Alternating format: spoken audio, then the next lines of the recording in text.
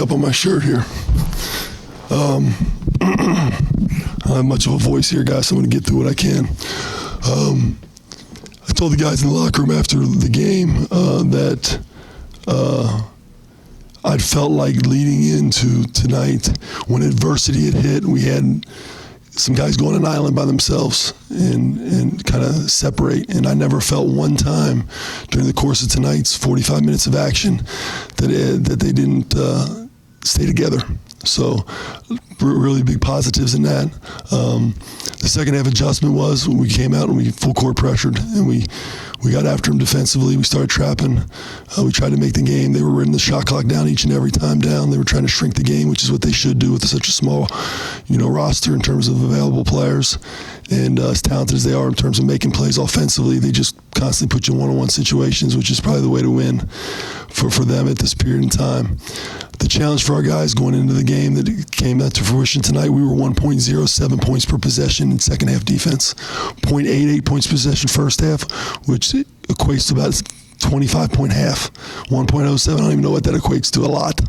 So we did a heck of a job. I think they had 11 points with like maybe 5 or 6 minutes to go in the second half. So in terms of the scoring in the second half. So I was really proud of those two things. Obviously losing the lead at the end was based on missed free throws, missed blockouts, and some untimely fouls. Is the lack of a voice a product of halftime? No, I didn't have a voice yesterday. What was the message at halftime? Other than full court press, was there anything else you had to focus on? No, didn't have to make a whole lot of adjustments other than we got to bring energy and we got to be physicality. We need to become the defensive team that we are, that we've shown in bits and pieces this season. We got to show up for the rest of the half. And Keith Williams, I didn't play much in the first half because he wasn't locked in, and I told him that. And he came out and he played with the chip on his shoulder and he changed the game. You mentioned at some point this offseason that Keith has like the perfect. You could create someone in the lab for your system. Keith's athleticism would be that. Did he show that in the second half, especially on defense? He did. Yeah, he did. Now you got to add the other pieces. So you got to add the focused energy, the staying locked in for periods of time, sustaining mental effort. When you have that, you have a chance to be successful. Why is it so hard to be consistent on defense? I don't know that we aren't consistent on defense. I think the one half where we gave up so many points was a product of a number of things. I think our defensive numbers are solid, but not great. I think a lot of it has to do with the fact that the fact that we're a one-half defensive team right now is sustaining it in terms of your mental focus and not letting the offense affect the defense. I think right now our offense affects our defense too much.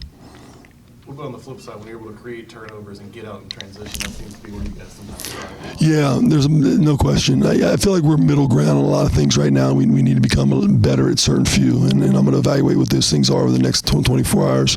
I know offensive rebounding's one, and it looks like this team, we're not an executing team right now, and I don't know when that's going to happen. So we're going to have to create stuff off turnovers and scoring opportunities off turnovers, and that's the way it is right now. Not a great shooting team, so we're a team that's got to create other opportunities. Michael provided some real good minutes for you at the point guard position. Just him being a freshman, how does that impact you? I thought he was outstanding. I thought his energy was really good. Goes back to consistency. I know you guys hear me preach about it a lot, but he's been really good in practice. And I'm a firm believer, if you're really good in practice, you have the opportunity to be really good in the games. And his energy, he's defending. You don't play here in this program as a freshman unless you defend. And him and Zach have started defending more, and JD as well with his energy. But, Micah provides the offensive punch in spots for us that was very much needed tonight. For you specifically, how rare or unique is it to have a freshman, especially at point guard, earn that trust from you so early in the season? It's such an important position. I mean, we got to solidify a little bit more in terms of getting more out of the position as a collective unit. I've had a freshman start or play a lot for me every year. I've been a head coach, not necessarily at that position. Do you think just these games where they're close at the end, maybe for guys that were on this team last year or came from winning programs in high school or transferring in, do you think it's kind of a reality check when you have back to back to back overtime and fighting adversity. Do you think that kind of wakes them up a little bit when you're trying to mold a team together at the beginning of the year? Yeah, if we can figure out a different way to wake them up, that'd be great. They played a lot of close games. I mean, they traditionally played a lot of close games over the last several years. I mean, I've been watching on TV and different things and watching on tape, so they're accustomed to playing in close games. We don't have to do that. Okay, I don't need overtime games every time. I walked in the locker room and told them, I said, guys, you're lucky you have a 45-year-old head coach. Okay, because if I was 65 or 70, then I might be hospitalized at this point. Enough with the overtime games, and let's finish games where we're capable of finishing them. But like anything else, as the season goes, you get to revert back on what you've done in order to take strength in what you've been able to accomplish through adverse situations. Those times will come up in conference play on the road and at home. We'll be able to look at these victories as opportunities to realize that we can get it done. You talked about looking back over the tournament. What did you learn coming into this game from that experience, that trip? We got to take care of the ball, obviously. We learned that we have to be much better in the second half defensively. That was a huge focus level. We flipped the practice. We did defense the second half of practice this week. Big focus level was that. And then we all had to get on the same page. We had some individual meetings. We did some things so everybody was on the same page in terms of understanding what their roles were. You cannot give, this is how we handle roles. I identify them. The players accept them. We star in them. You can't identify roles with a new coaching staff the first game of the season.